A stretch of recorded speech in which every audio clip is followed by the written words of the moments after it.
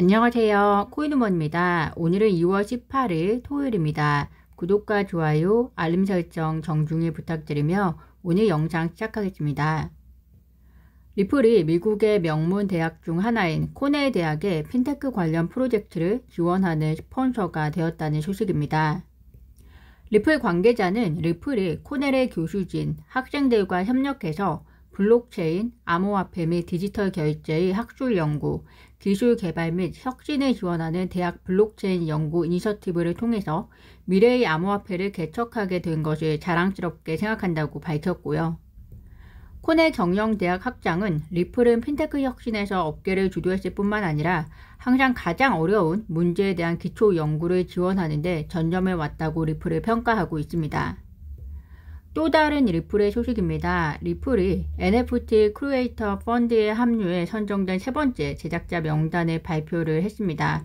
여기에는 NFT 기반 티켓 판매 프로젝트 관련, 그리고 디지털 캔버스 아티스트 관련, 그리고 NFT 활용 음반사 관련 제작자 명단 등이 포함이 되었는데요.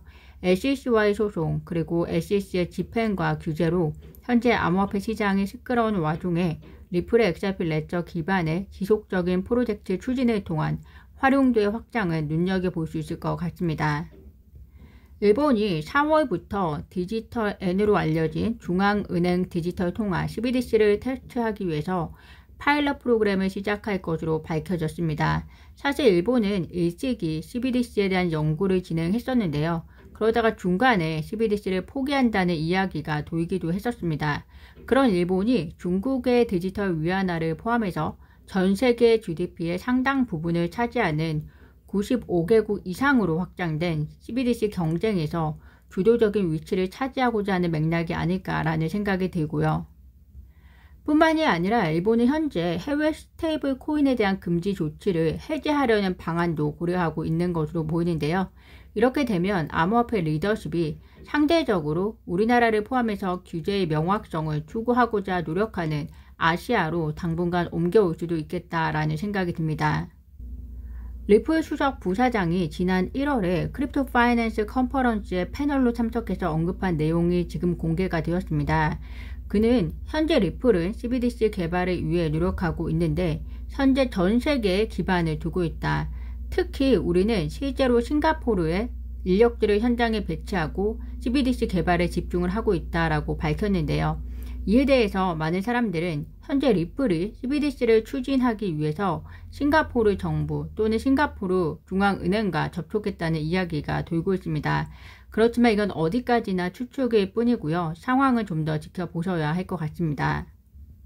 아시아 금융의 허브가 홍콩이었다면 암호화폐에 있어 싱가포르 역시 그 포지셔닝을 강화해 나가고 있지 않나라는 생각이 드는데요. 특히 현재 미국의 암호화폐 리더십이 SEC 규제로 인해서 뒤처질 것이다 라는 평가가 있는 가운데 지난 14일 바이낸스 CEO 창펑 자오가 암호화폐 업계가 앞으로 유로화, 엔화, 싱가포르 달러 기반의 스테이블 코인을 사용하기 시작하면서 미국 달러에 대한 의존도가 낮아질 것으로 생각한다고 말했는데요. 달러에 대한 의존도뿐만이 아니라 달러를 기반으로 하는 스테이블 코인에 대한 SEC 규제가 심화되는 한 미국을 벗어난 유로화, 엔화, 싱가포르 달러 기반의 암호화폐, 즉 유럽과 아시아 중심의 발전이 결국 힘을 받게 될 것이라는 생각이 듭니다. 얼마 전 시타델 증권이 미국 소재 크립토 친화적 은행 실버게이터 캐피털 지분을 일부 인수했다는 소식을 들으셨을 겁니다. 실버게이터 캐피털을 간단히 말씀드리면 기존 은행 업무에 더해서 2008년부터 암호화폐 업무도 시작한 은행인데요. 실버게이트는 환전 네트워크를 이용해서 달러를 암호화폐로, 암호화폐를 달러로, 그리고 암호화폐를 암호화폐로 환전하는 업무를 진행을 합니다. 코인베이스나 크립토닷컴, 크라켄, FTX 등을 고객으로 두고 있었는데요. FTX가 파산하면서 실버게이트도 큰 영향을 받긴 했습니다. 시타델 증권이 실버게이트 캐피털 지분을 일부 인수했다는 소식이 관심 있게 보여지는 이유가 저는 개인적으로 아직 공식적으로 발표가 되지 않고 있지만요. 대형 증권사 찰스 슈왑, 피델리티, 시타델 증권 등이 설립하는 가상자산 거래소 EDXM의 멤버 중 하나가 또 시타델 증권이기 때문에 관심 있게 보여지는데요. 결국에는 이는 전통금융기관이 암호화폐 기관을 확장하고 커버하려는 움직임 중의 하나로 암호화폐 업무를 포함하는 은행에 지분을 인수한 것이 아닐까라는 생각이 들기 때문입니다.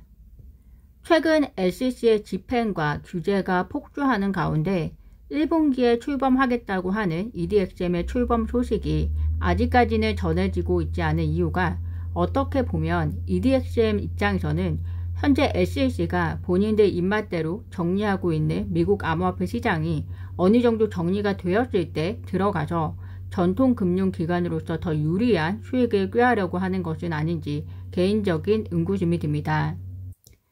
파일코인이 스마트 컨트랙트 도입 예정 소식으로 30% 급등한 가운데 리플 홀더분들 중에는 리플은 다양한 호재에도 가격이 쉽게 움직이지 않아서 상심하신 분들도 계실 것 같은데요. 다양한 알트코인의 호재와 그리고 리플의 소송 결과가 맞물려서 리플 XRP의 온전한 차례가 오기를 기대하며 오늘 영상 마무리하겠습니다. 오늘은 전달드릴 소식이 많지가 않았는데요. 더 의미 있는 소식으로 다시 찾아뵙겠습니다. 오늘도 영상 시청 진심으로 감사드리고요.